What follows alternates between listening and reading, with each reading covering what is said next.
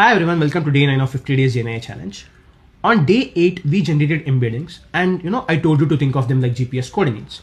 Now when we have two coordinates, we measure the distance between them and tell how far or close they are, right? But when we have two embeddings, how to measure the distance? So let's see that with an example. Here it's simple basic setup. Now if you see here, I have two sentences. The cat sat on a mat, a feline rested on the rug.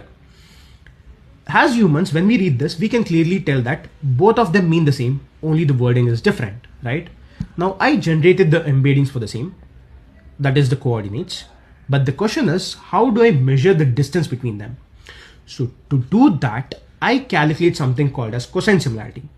So cosine similarity, measures how aligned these two vectors are. So in simple terms, it tells us how similar the meanings are. So if the value is closer to 1, the meanings are very similar. If it is close to 0, they are unrelated. So when I calculate the similarity score between the above two sentences, I get a score of 0.76. That is closer to 1, right? That means the meanings are related, similar.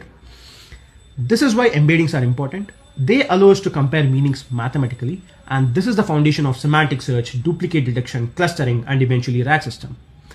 Now let's take one more example. Here I have three sentences. Sentence 1 and 2 are the same thing, and sentence 1 and 3 talk about completely different things. Now when I generate embeddings for each and calculate the similarity score between them, you can see 1 and 2 get a similarity score of 0.83, 1 and 3 get a score of 0.53.